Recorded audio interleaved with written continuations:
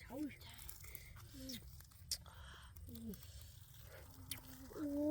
Trời ảo Nó sạch đâu cháu. Sao ngon thế?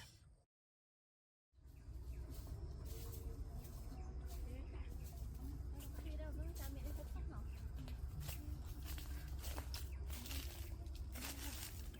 Ông mình cả cái đám tắc ta nổ. Tắc men đấy. Thằng cái đám tắc ta nổ khá nhá. Tắc men đấy chả. Tao hiên cho cái đám từ liền này liền chơi tích ấy. Nó chả mấy bông đau không?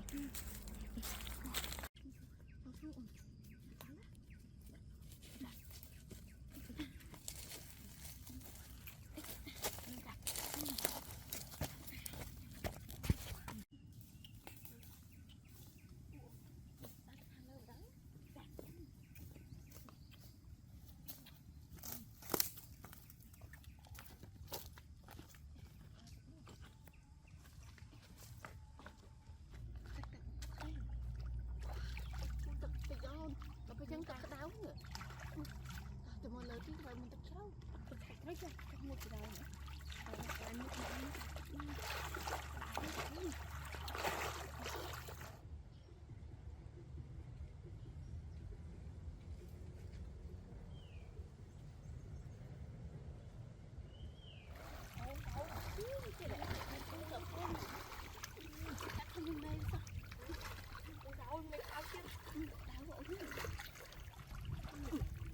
Không, chó nó chả.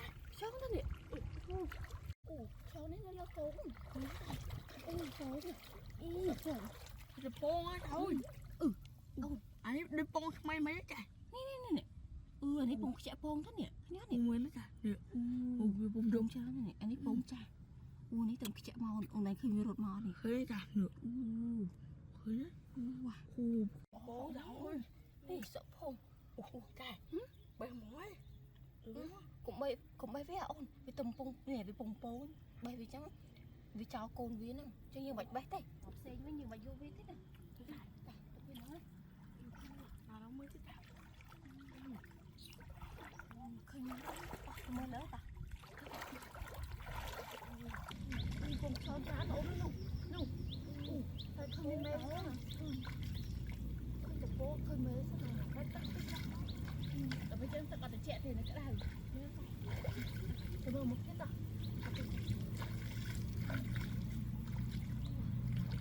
Bông là có kho mỗi thôi. Bông cho chút giá. Bông chó ta khơi mê bên này. Mấy ta.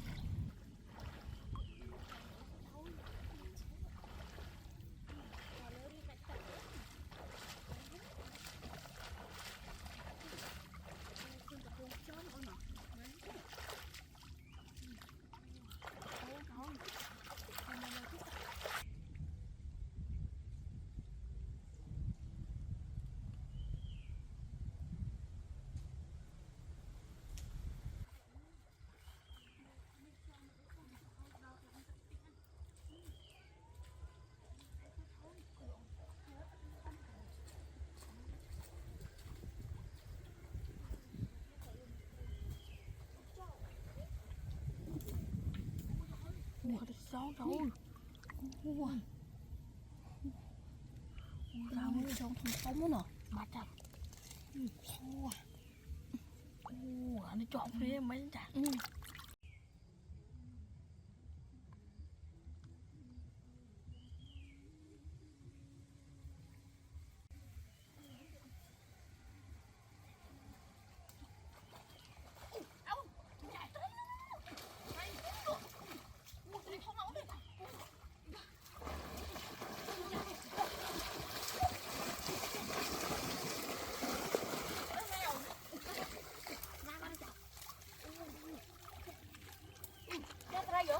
Thôi giờ Ra đây con ta. Đây mình thâu đâu. tao nên tới xem mình tao bắn ra cái thùng nó nam vào đấy. Ấu nè cái đi.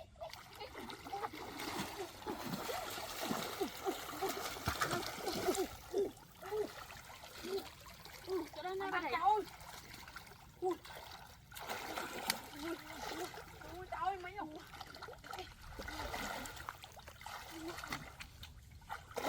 Ôi trời ơi mấy ông. Phải làm con ăn này gạo luôn.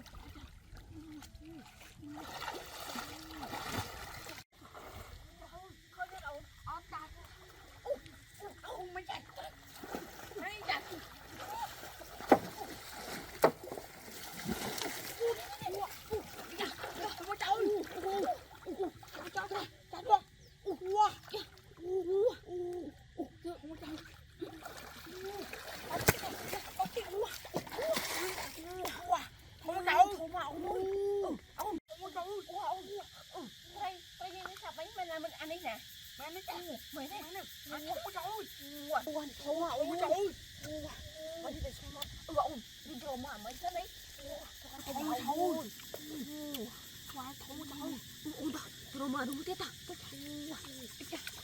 ao nào thế nữa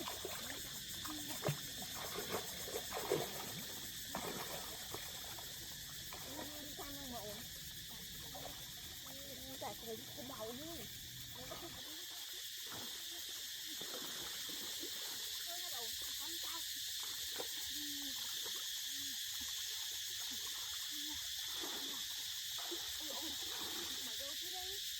mày làm gì chứ nè bây giờ anh ra là không mua đấy giờ bây giờ anh hết đấy nó đá cả anh không đá ra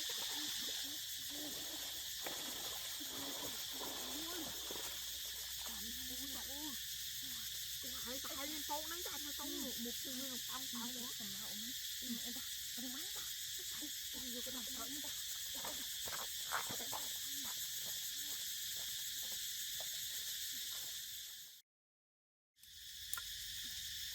cái nào với nhậu trời đi không rõ hả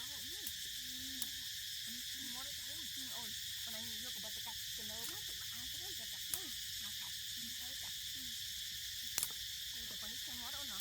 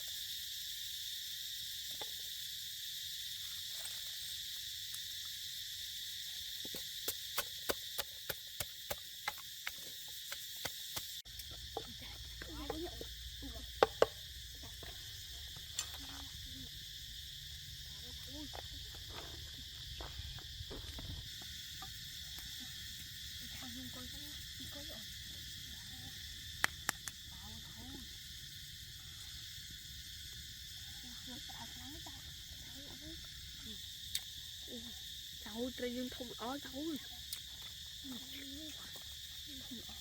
ôi lơ kháng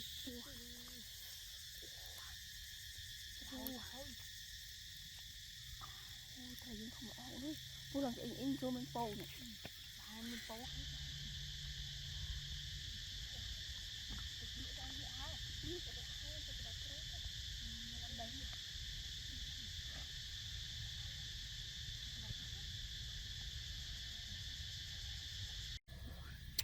ôi tại cái lụi lên cho nó cháu nó có hôm nè bà họ món cháu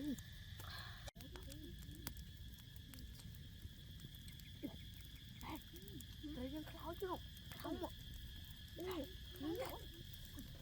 cháu khảo đậu núi khảo gì làm ấy khảo sẽ bỏ giờ là đang coi đây kia tới khảo sẽ bỏ mấy không phải ở liên cháu ôi trời nhưng đảo cho cái giặt khảo tiếng nào chuối đậu núi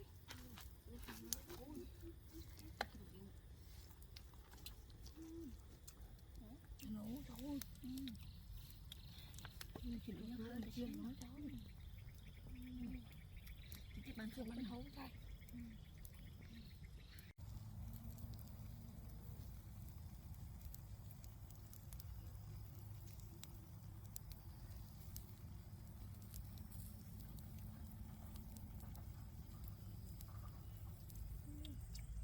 chia cho cháu mày cho cậu nữa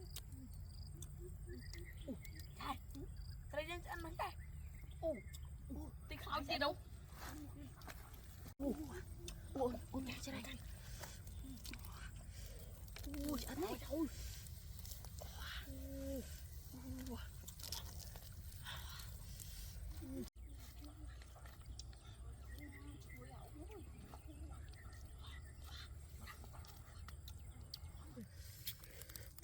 nó đã cháu.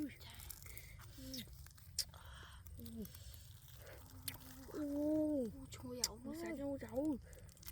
Mình so món ra. Thành ôn món cháu.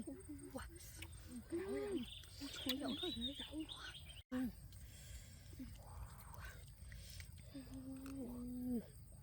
Nè ông gió vô nè.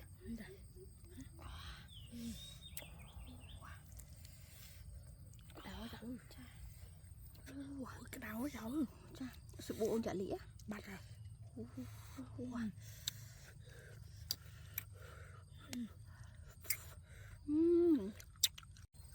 đào cháu. Ui xe nhỏ đây.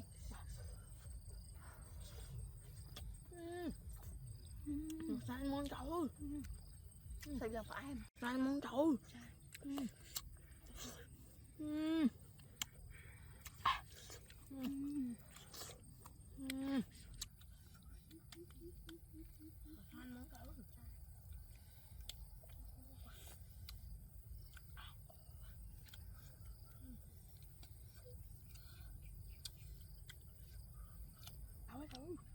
Hộp lỗ nhỏ đi. Bạch à.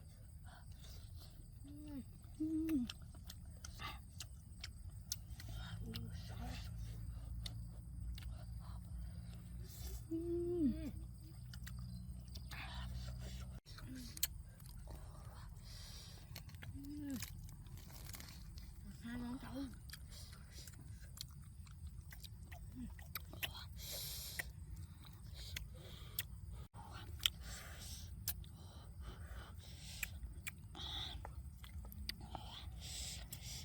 Cái đó cháu. Hai món cháu. Sao bây giờ phải em đi.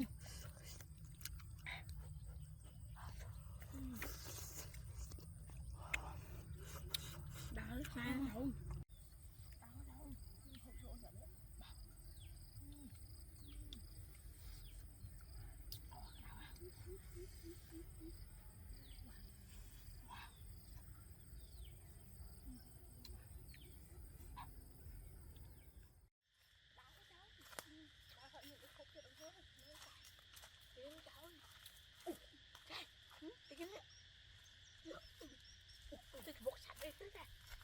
Chặt đằng đá ôn mới sắp.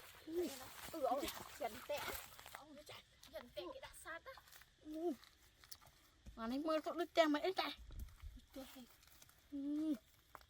Anh ấy đi bộ ôi trời. Ổn. Hắn nó không bây giờ. Thì sao mấy trái.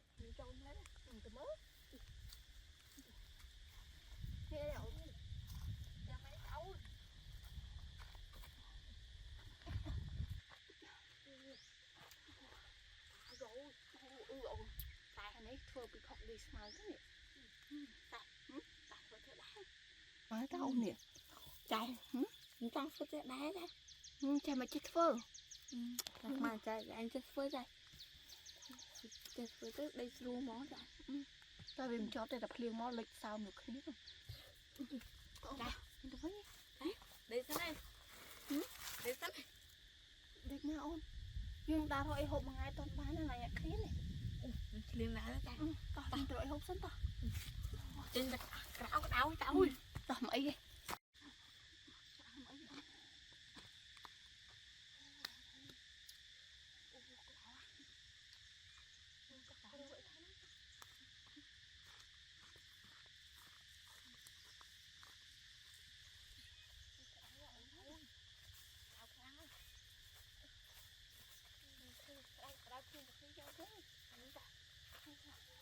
Lộ cho cái cám nè.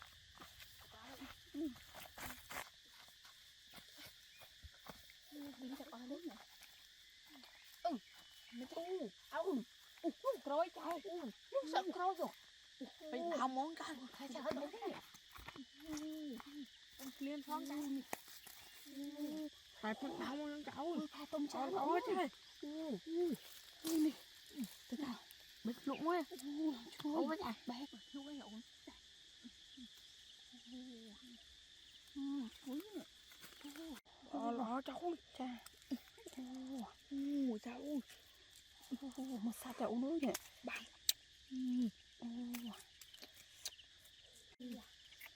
Làm chuối nè. nó ốc món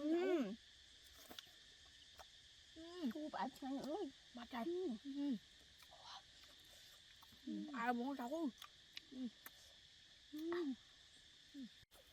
phải ai là muốn đâu đâu bây giờ sợ gì mất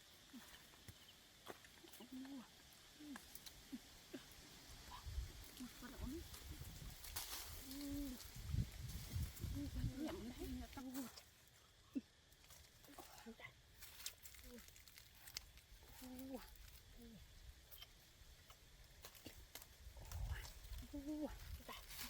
phải tung lọ nữa nhỉ ba chạy ui phải lọ họ ui như thế nào thôi họ lên thôi ui phải lọ lọ ủa bây giờ tôi mở khăn hỏi biết mà rồi mình tiếp đấy đâu không biết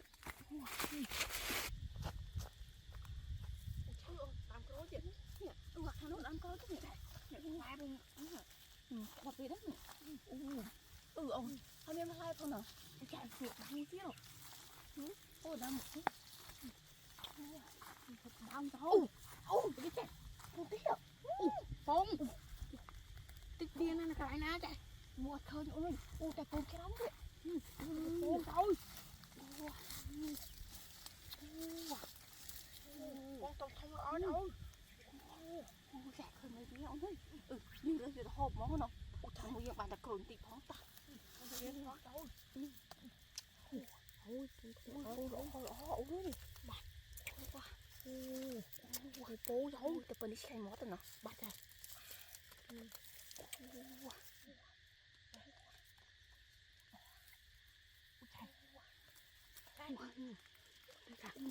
cô lọ ông ơi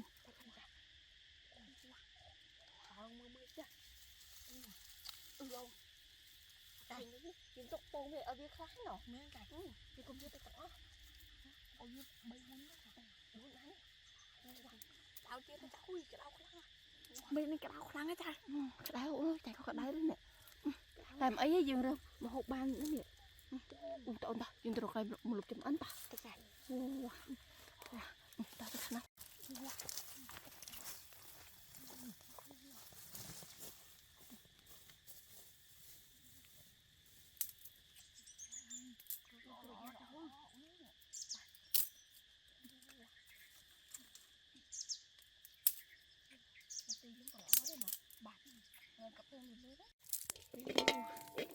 công ty lọ lọ ẩu lưới nè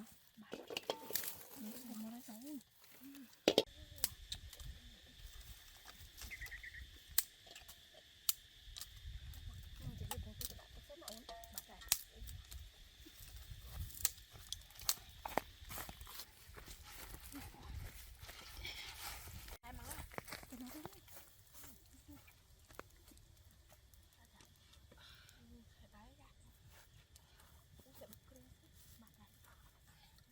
hộp cái gì làm hộp một trái ôi bỏ trái cái bái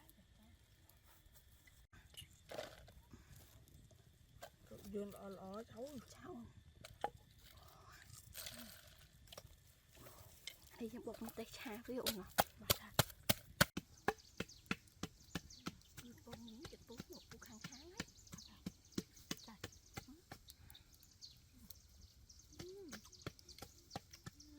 ăn cái này đấy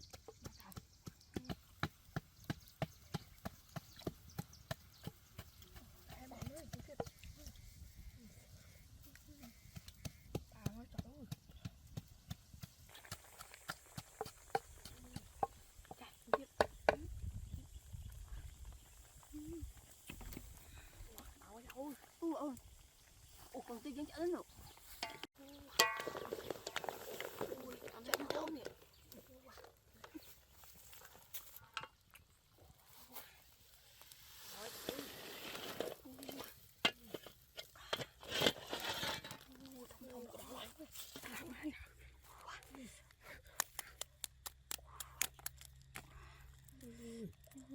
cái đó đâu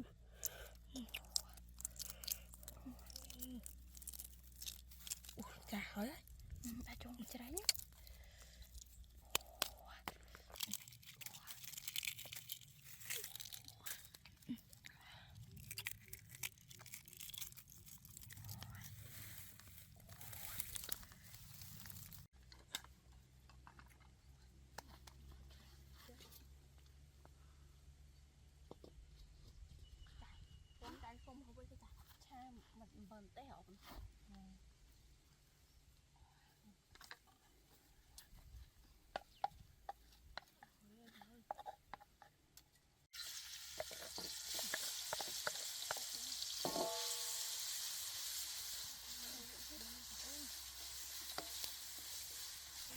không cháu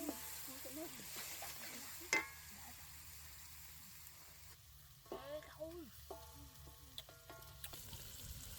cháu mình chạy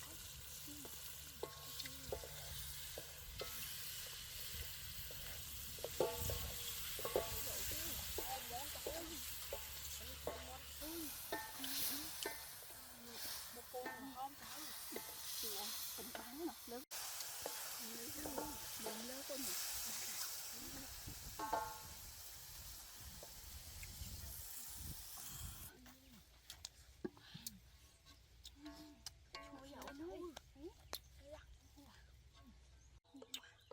trời ơi đó cháu không chua vậy đi ba trời ăn cháu lần thứ hai nữa rồi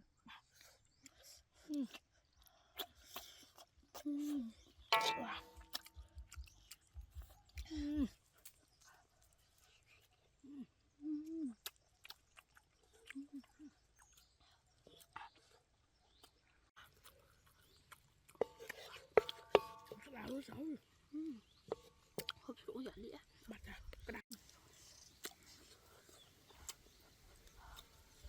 cháu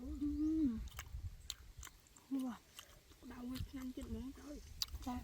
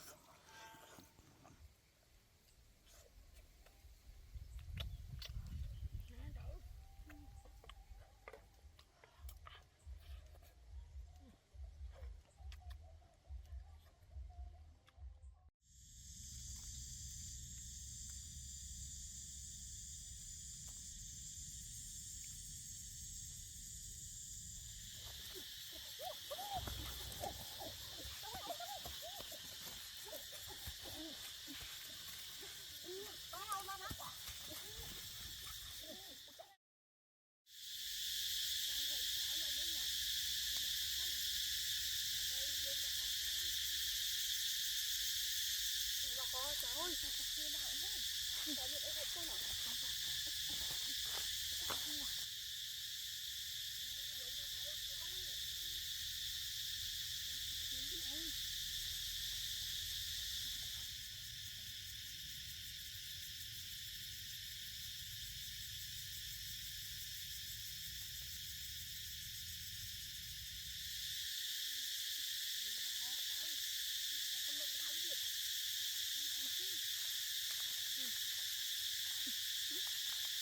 ồn mấy chà tôi bắn hả nè tôi bắn cái nụ không có tối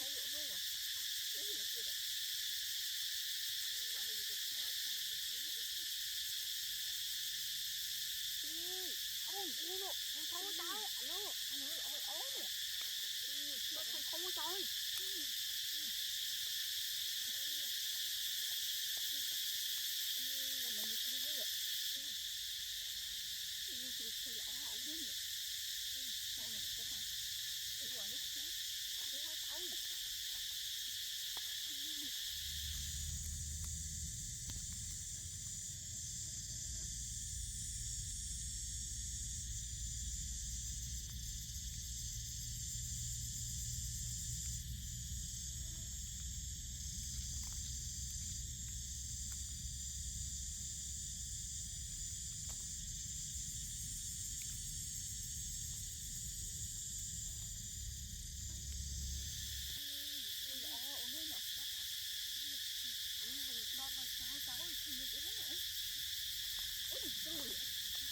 Nghe ôm nè, nghe nói vậy.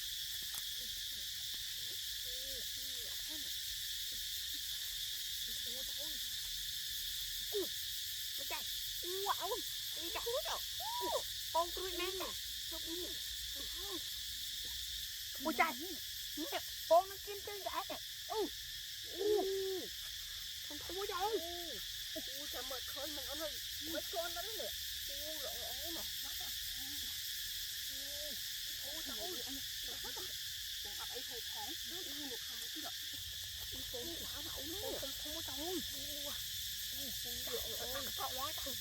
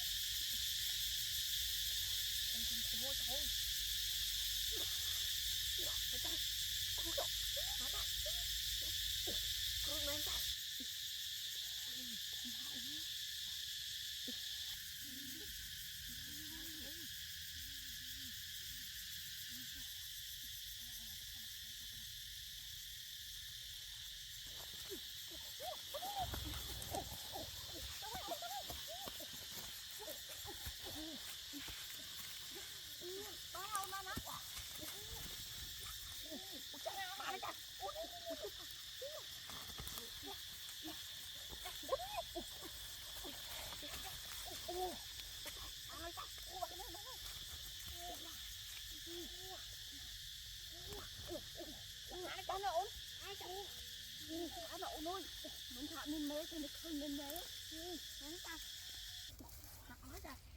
mình thả lên nào nè ta vật viên sau nè là mỏ cô đi căn cho nó mới tiện ôi thằng số là bố đó bắt này thử nó trời ơi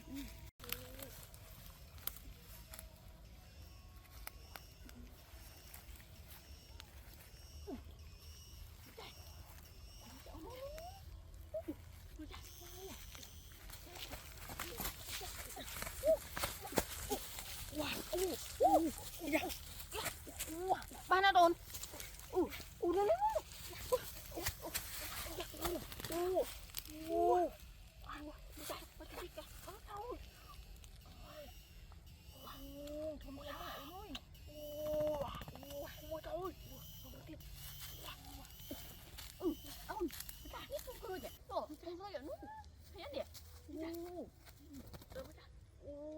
nó cái miếng tiền đâu lòng mắm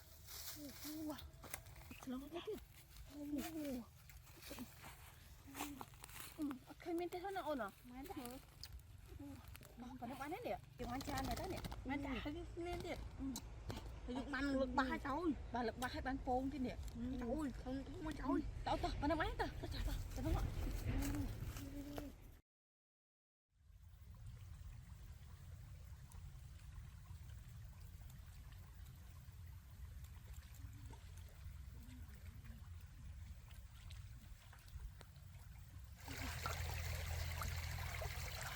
ôi tụi nó sợ phô ngẫu nó nè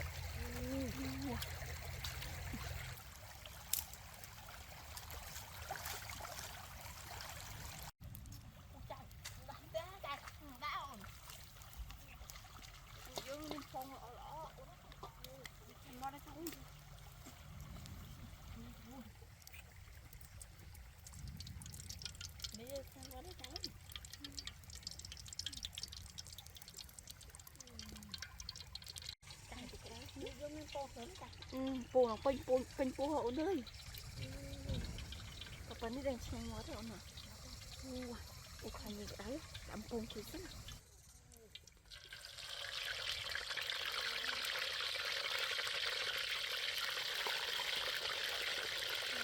Hãy subscribe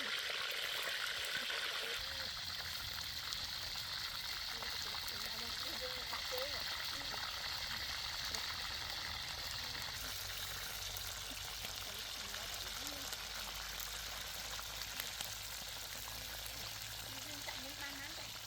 những video hấp dẫn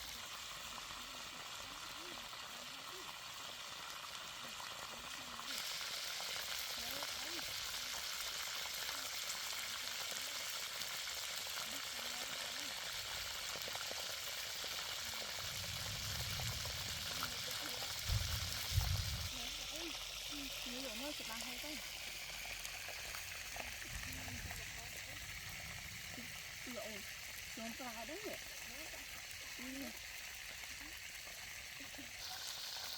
มันปลาอ่ะนี่เนี่ย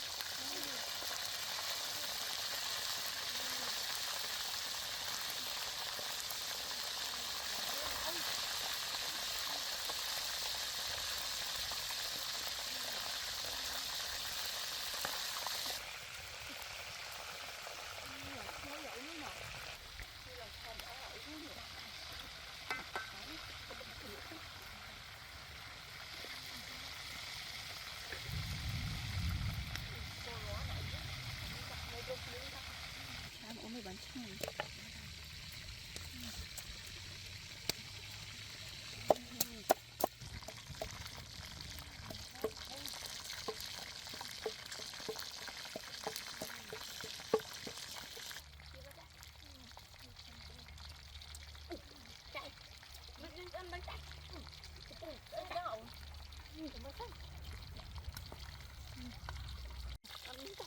ui chả nào nữa nhỉ đủ máu đó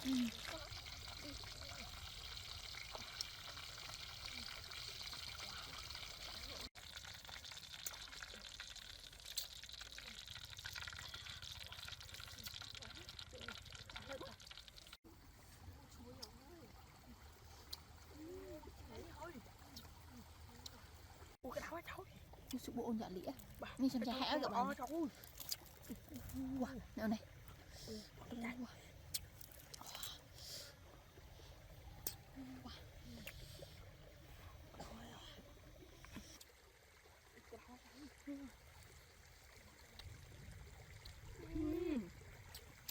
ngon cháu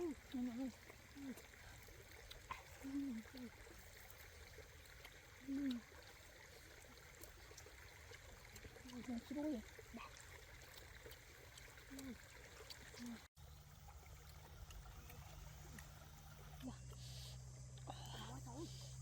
ốm này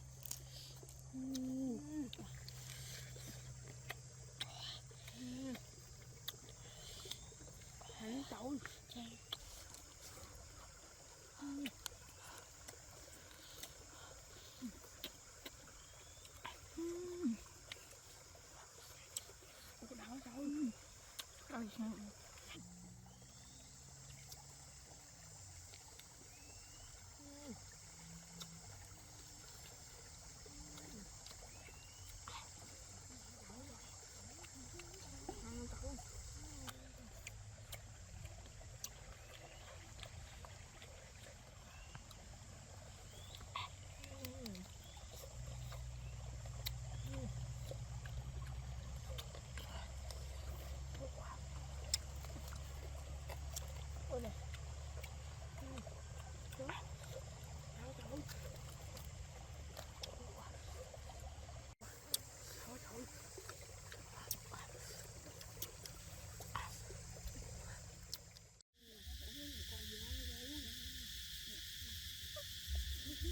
ôi sao bener loh sih ternyata ini cak una bantai em phân rô mà không ta bữa cho em phân rô này ban đấy hộp đấy cho rô một hộp ban đấy là này không một hộp cho hộp đòn nó mới chê bên đó chế bữa cho cửa hộp đòn đó lướt lướt nè sao con một sao vậy ban cái đỉnh ca thế mến ba ta sẽ phá này khô luôn nè tao sao vậy ba bán ta lấy trong nhà thuê sầm bờ này nè cái tay trắng nè học một lần dài lên này hả giờ mến trời đấy nè nè đi nữa ý tao đấy đó ở đây nó học ở đây học một lần ở đây tao đi lấy tha bạt ọt đi rồi mà ọt mình chụp được mùi thọc món mùi tiết rồi chụp bên nè thọc nó rồi thọc món nè phí này phí á đây nè tao đi mà chẳng hả mày tao đâu tao tham ăn hay chơi vào ô thịt chơi chẳng cái chặt thôi một hộp này mày hơn ấy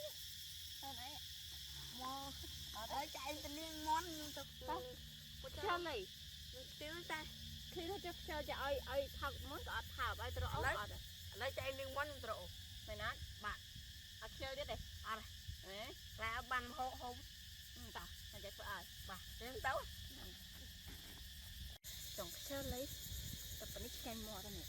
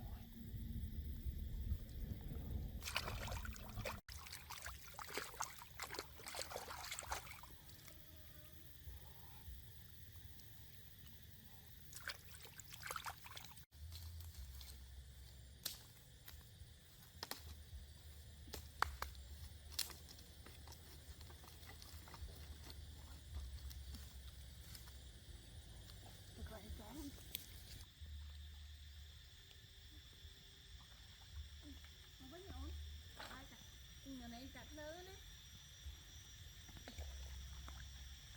thì đi các bạn muốn thực thái nhỉ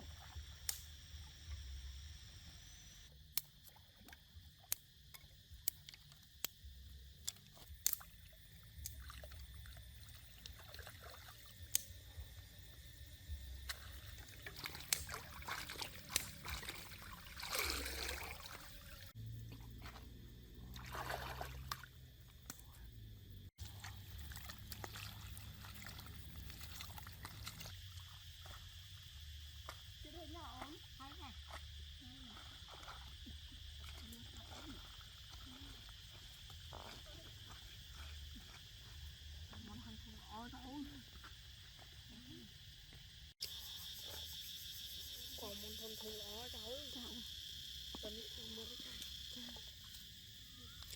hút đi chơi cái chả kho ổn thôn thôn ó cháu cái tuần này đang xem nó đó mà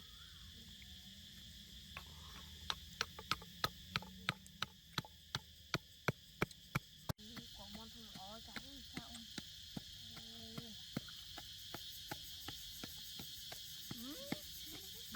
cổ trái sọt bài dễ không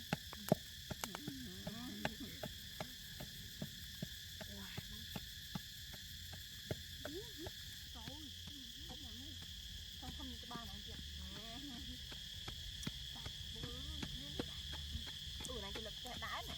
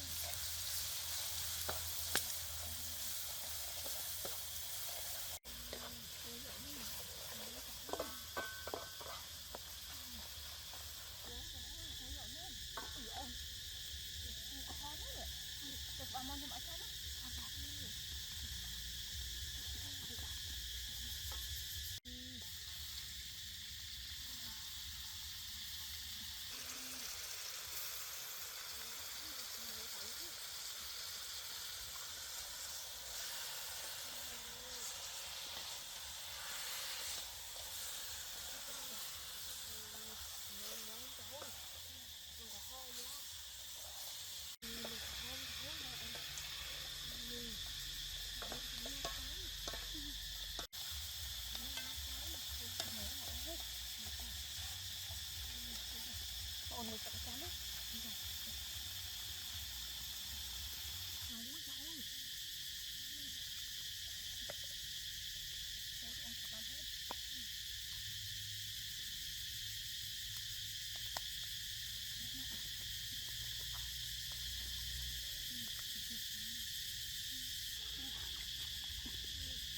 mua món học món có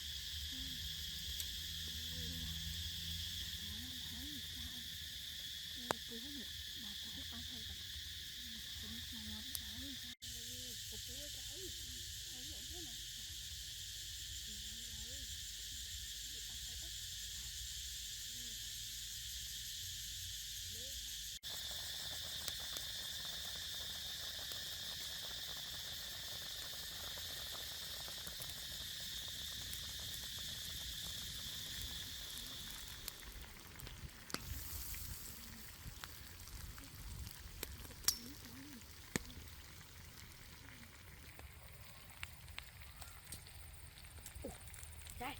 Tìm tỏi.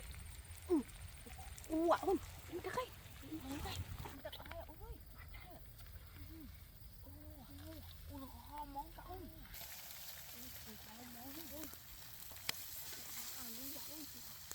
Mua được cho món đâu nào.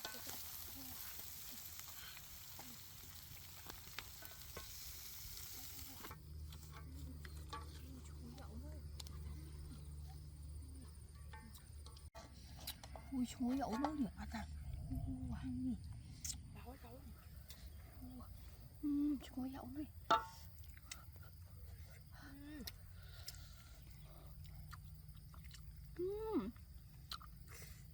Ui chúa dậu này.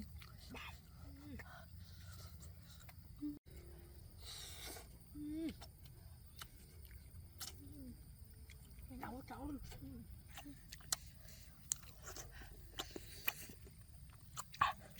Hả đau. Hơi để xem. Đau đau.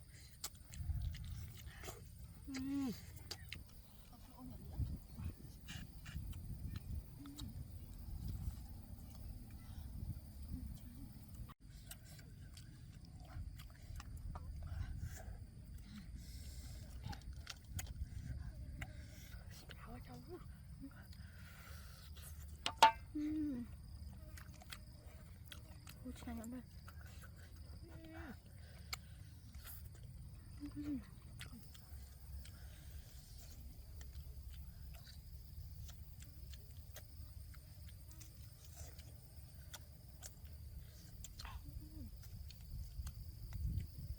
Chỗ bà thông như vậy.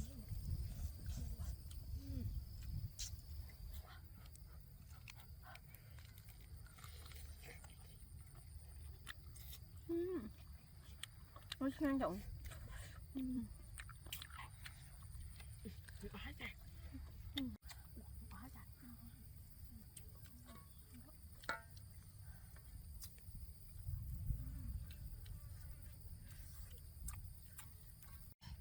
Ui có đau đau. Sự bộ giả lịa. Bắt à. Chúa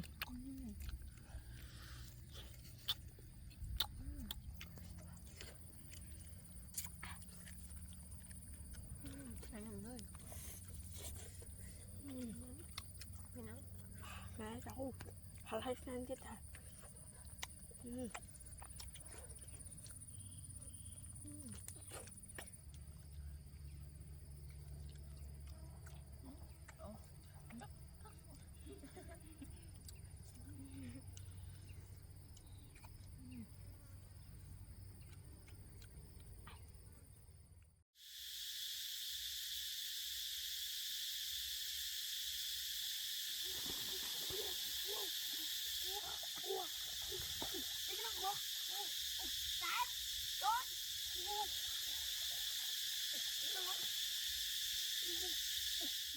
Ho món cậu.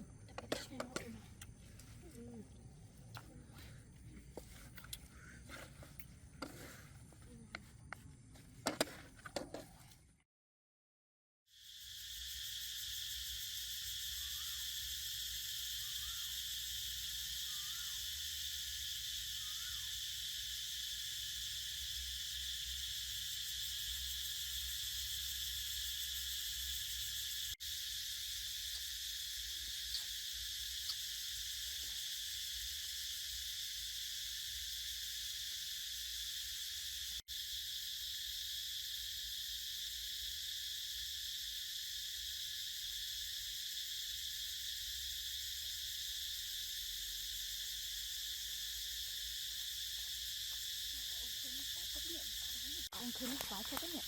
Cái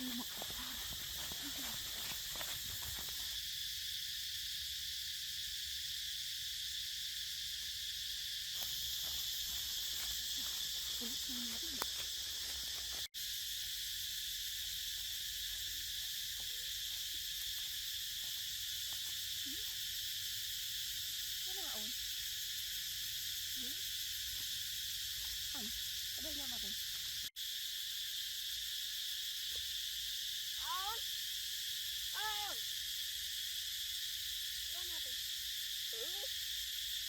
Chúng ta bằng đọt thôi nhé.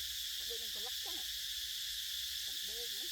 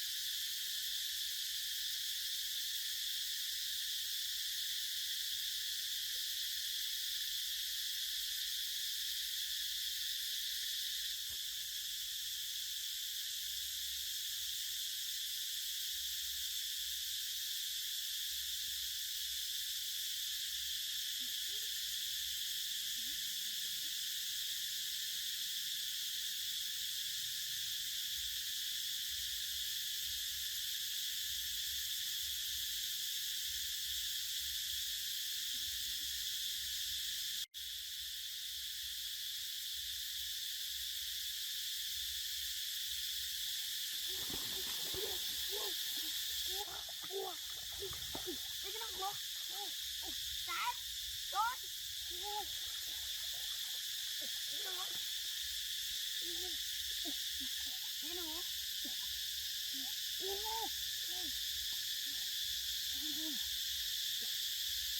đừng mất mấy này mất sao vậy em mấy nhá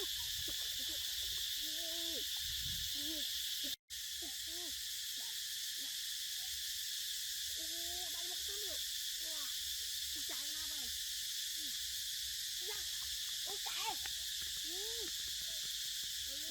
cái giải mất đây mất rồi chạy mất không có trời hả còn đây là con gì này đang chạy một lẹ mau nó phun cho mày đây mất bông ra nè chạy đi rồi nơi lỡ chạy có ban ăn chuyện đâu các bạn này ai này đẹp ngơ bỏ ai nó có hỏi chạy thôi này đẹp đẹp nhé chạy chạy mình tay mất bông này áo này chặt nó rồi thằng lơ mau chạy mũi chạy đây cái thật ra rồi này như trời mập rồi đây mất rồi nhá rồi này thời nó phải đào đi con này các bạn thấy không trời không ó tuyệt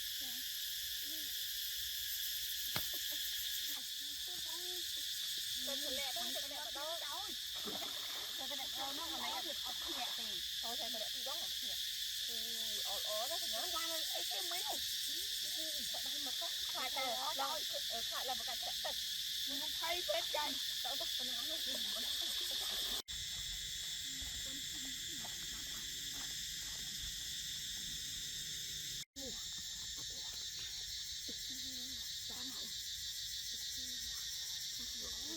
nó ôi cái bên không mà đây ôn bên này gõ nó trong cây gần từ liền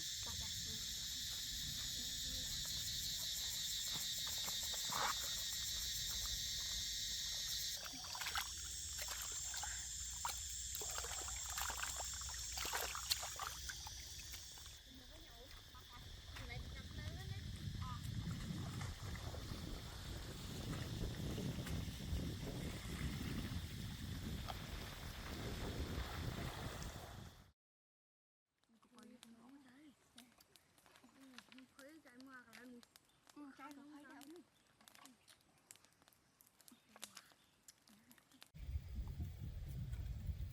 cái đôi nọ thấy này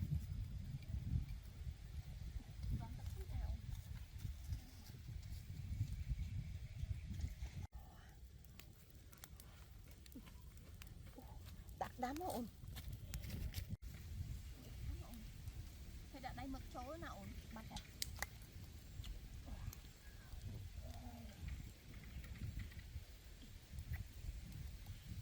ngoài thôi thôi nó bắt rồi với phân cảnh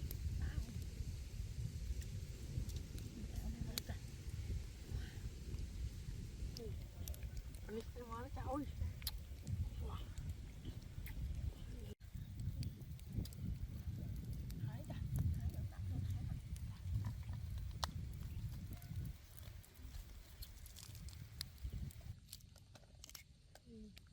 được liền lấy cái mấy chừng chả này nữa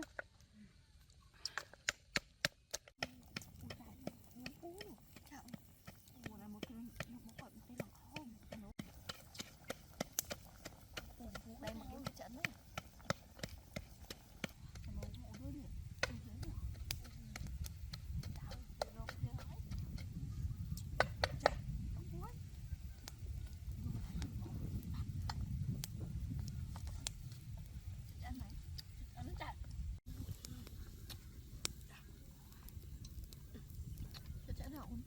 nó trâu nó nấu hậu rồi bà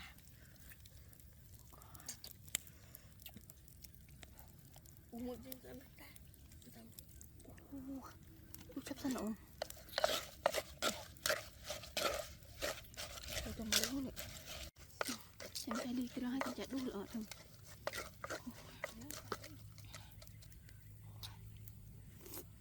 cái chai đúng không đấy chai ôi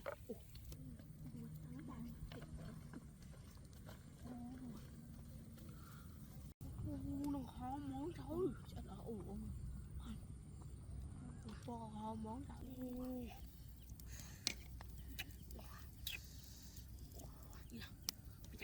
Ủa nó không chỉ kẹo thôi. Tôi nấu ngon nè. Trời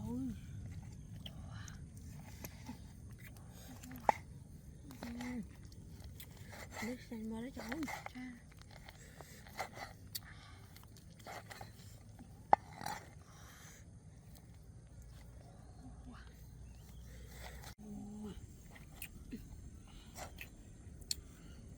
Nước xanh mà nó trời ơi. Sao? Ủa trời ơi. Sao? Tập bánh xanh quá thế nào.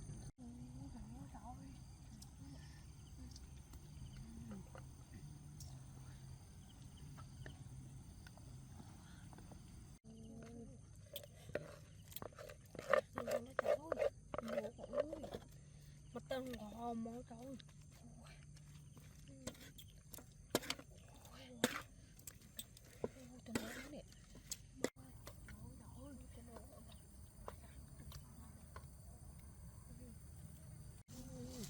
Ui chị lọ lọ ông ơi.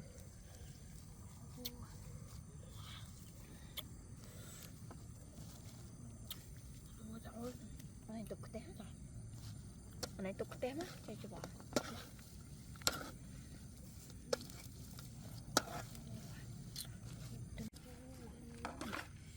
Món trâu. Tập cái này nó tụi nó.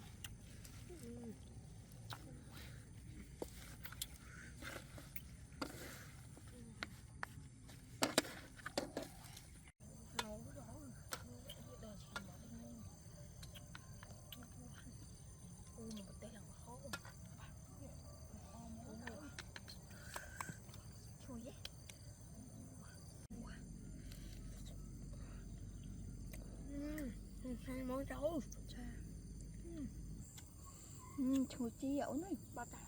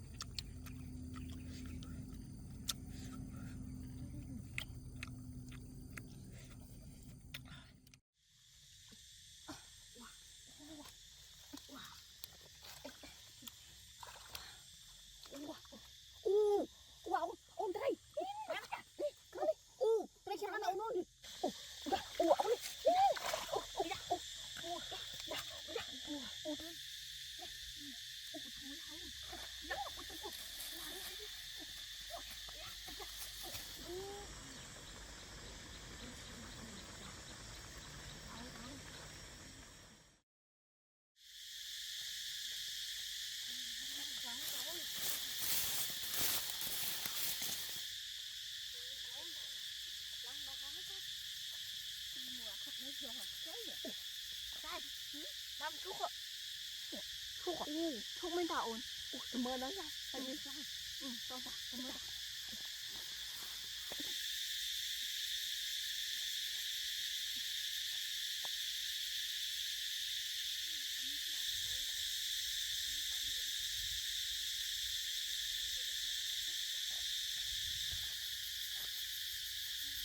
Anh em mấy tao ổn.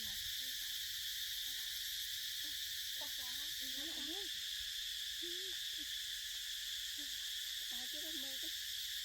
Thôi thôi, ôi trời, đi được thằng nào hết nữa trời, chết trời. Đó là bên trái nè.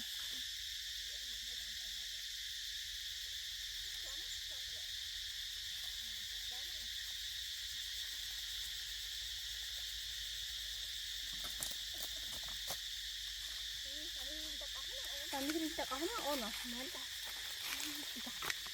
Bây giờ lên tí á. Chúng ta rồi cho tốt, chặt luôn. Tôi mà tôi nhập cái. Tôi có đau rồi. Ôi mày biết cái đau hộp mà. Mến ta. Đau mà đâm sớm mình phải hốt sao nào. Đây, cái cú nó. Bây giờ sao bây giờ ôi nè bạn ôi ta vô ơi xí không bây giờ sao quá ta xem cậu bán đâu ta tôi chẳng ở đây không con nè tôi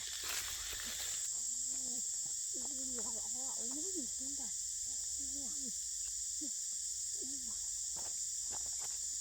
tôi tập bên cái mỏ rồi nè đúng rồi tôi xài tôi cuốn tôi vô bụng rồi hơn người sáng rồi cha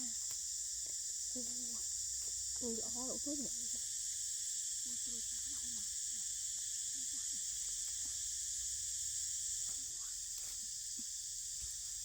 tôi ở không nè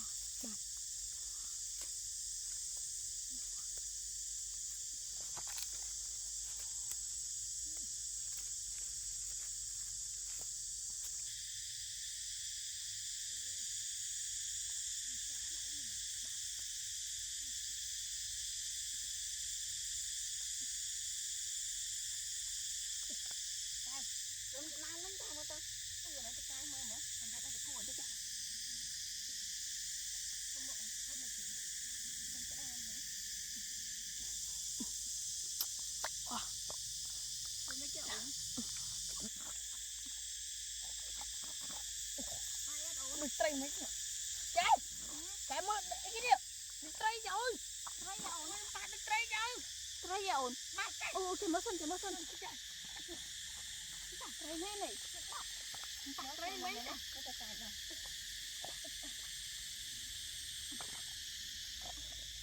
nó ổn tại sao anh có hỏi trai được đâu nó đi tray không có đâu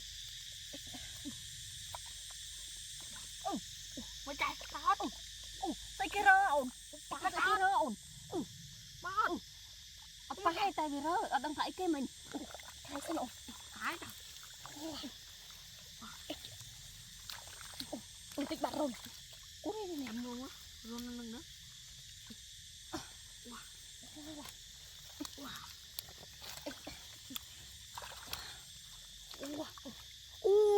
wow ôn trai trai chả nào nó đi lên ta nè trai trai ôn có chạy con ăn luôn ôn đặt mà chá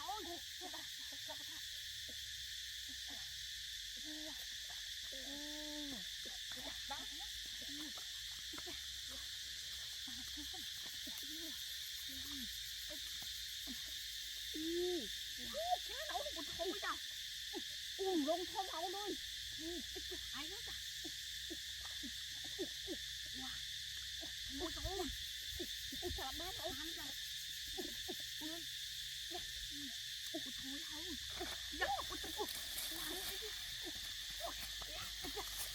thôi không có tối không ấu nữa đặt sao nó cái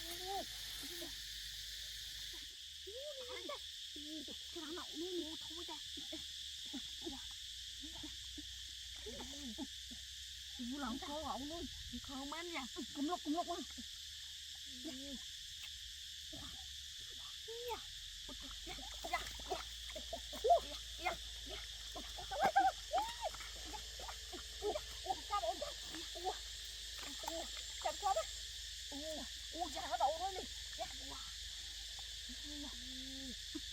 ơi à rồi mình thôi vào nó thôi ủa thôi mà trời wow ê kìa chả lậu luôn chả nọ luôn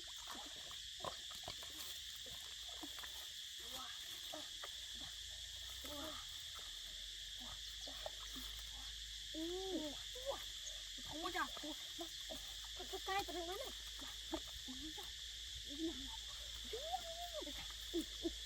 ôi chặt ôi trời ơi wow chặt ôi chặt ôi chả nọ luôn nè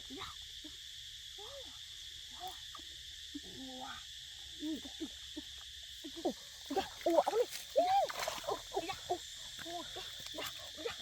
ủa thông mà trời ơi thông quá này chỗ áo rồi nè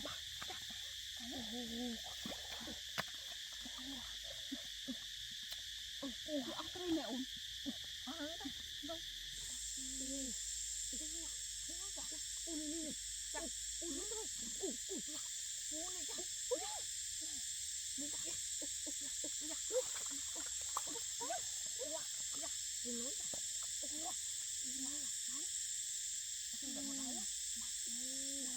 mạo luôn mát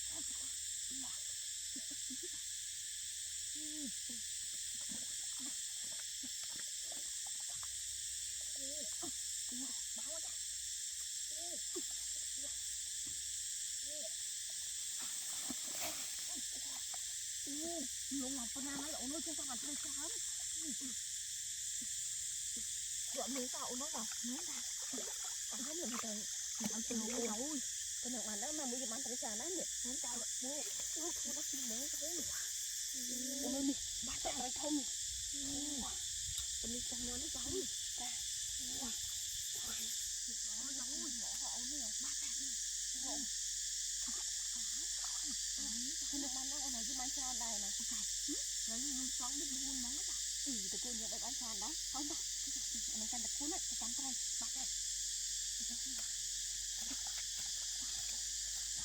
cắn ốc rồi ba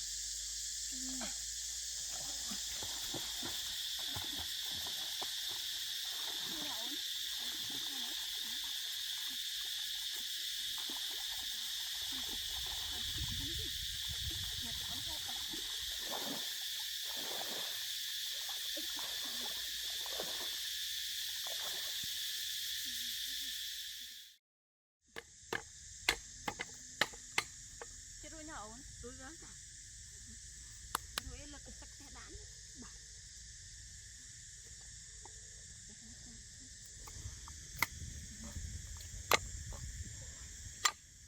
chả hái cái ôn này dưới cả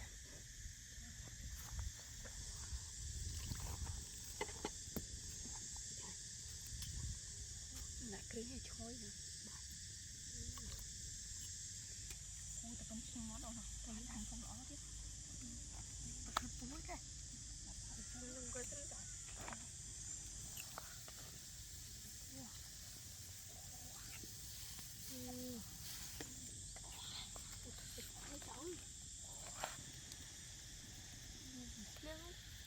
mấy cái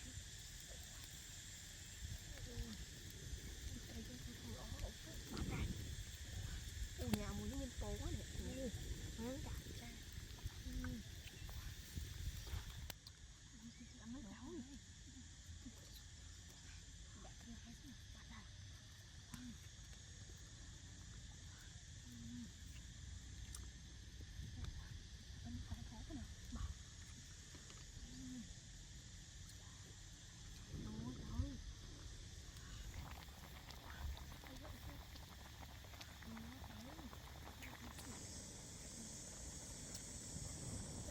nó cháu này ôi cậu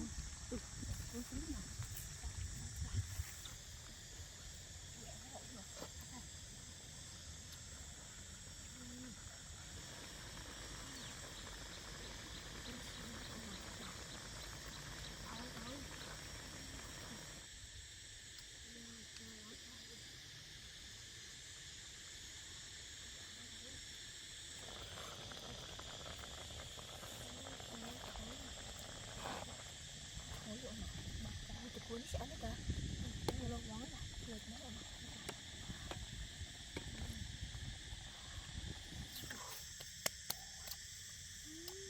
trời ơi ồ này anh bố á ba già bún mẹ bố ơi bố vậy đó mẹ này vô bố bà vô ngồi đúng đó rồi tụi bố ăn lĩa ba già ôi trời ơi ngon món cháu ơi ngon món cháu ơi con quy là mua ở đây ba già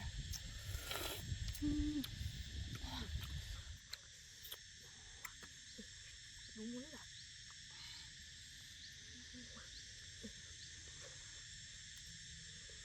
là cái đầu cháu ủa cái đầu cháu ủa nhảy đĩa ba cặp sao cái làm ai nữa sao tươi món trâu